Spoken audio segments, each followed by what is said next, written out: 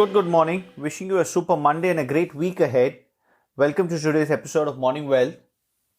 Great vaccine news. Rising yields push economically sensitive stocks higher and the week ahead. These are the three things that we will talk about. On Friday, there was great news on the vaccine front. Following a publication of a study by Israel's Sheba Medical Center, just a single dose of the Pfizer-BioNTech vaccine is highly effective, and even better, it can be safely stored in an ordinary freezer. That could make supply stretch further and be easier to distribute, hastening the return to normal. More good news over the weekend came through. The Pfizer-BioNTech vaccine shot appears to stop the vast majority of recipients in Israel becoming infected with COVID, according to a draft study. The first real-world indication that inoculation curbs transmission, including by asymptomatic carriers. The shot was 89.4% effective at preventing laboratory-confirmed infections. Israel said separately it was 99% effective at preventing deaths. The drug maker, which is Pfizer, said it will analyze the data. On Friday, the vaccine news put a spring in investors' step early in Friday's sessions, with the tech-heavy Nasdaq composite rising as much as 0.86% intraday after 4 consecutive drops. The energy fizzled by the end of the day though, with the index barely higher at close. The broad benchmark S&P 500 actually fell by 0.19% on the back of an unsettling rise in treasury yields. The 10-year treasury note cracked 1.35% to reach a pandemic high. The jump in bond yields comes as the economy seems to be improving, stoking enthusiasm about a speedy recovery. New data on Friday showed that business activity in the US private sector held up, boosted by accelerating service activity and manufacturing output. That followed a report Wednesday that showed consumers used stimulus checks to boost retail spending in January to the largest increase in 7 months. Some economists have increased estimates of gross domestic product for the first quarter of the year as well. JP Morgan Chase strategists said Friday that they expect consumers to shatter expectations for the rest of the year, given expected fiscal stimulus and economic reopening as the pandemic eases. Meanwhile, Federal Reserve Bank of Boston President Eric Rosengren said he expects the economy to pick up steam this year as vaccines are distributed.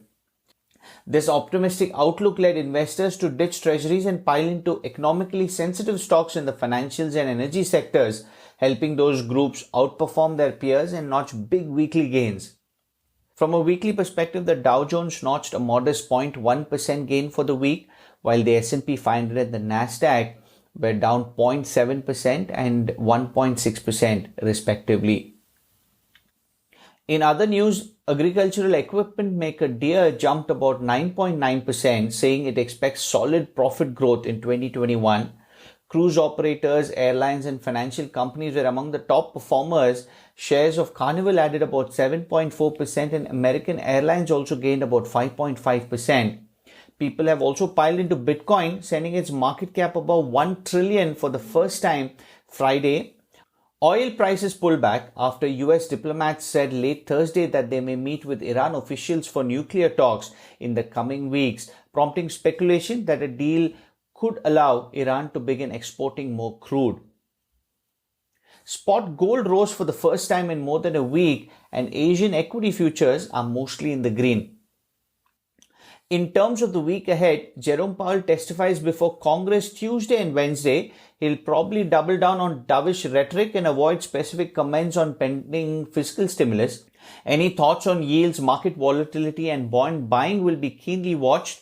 There are at least 8 other Fed speakers, so busy Fed speak week coming up now. The ECB and BOE are also busy. Christine Lagarde comments Monday, followed by others including Chief Economist Philip Lane. The BOE's Andrew Bailey testifies before Parliament, and Andy Haldane also speaks on inflation. The RBNZ and South Korea will probably hold in terms of monetary policy. International Petroleum Week is front and center for oil watchers, with WTI trading around $60 a barrel and Brent in backwardation signaling supply tightness. Traders are asking what's next. That plus the fallout from the Texas crisis, the crude demand recovery and climate change will all feature from Feb 23rd to 25th. Speakers include CEOs of BP and Total. Earnings season continues. Big retailers including Macy's, Home Depot, Lowe's and Best Buy dominate. HSBC Stanchart also report. Others to watch would be Nvidia, Salesforce, Dell, HP, AB InBev, Airbnb, Moderna, Bayer and lastly Nikola. US economic data mostly centers on housing and manufacturing. Personal income and spending and core PCE, the Fed's preferred measure of inflation, are due on Friday. Lastly, on corporate debt issuances front, the US high-grade market may pick up again with as much as 40 billion in new supply, including a potential jumbo deal. Junk issuance may also see some activity after the slowest week of 2021. On the leveraged loan front, at least 21 issuers have commitments which are due. A lot of action on that space, something to watch out for. That's the update. Stay safe and healthy, and I'll speak to you tomorrow.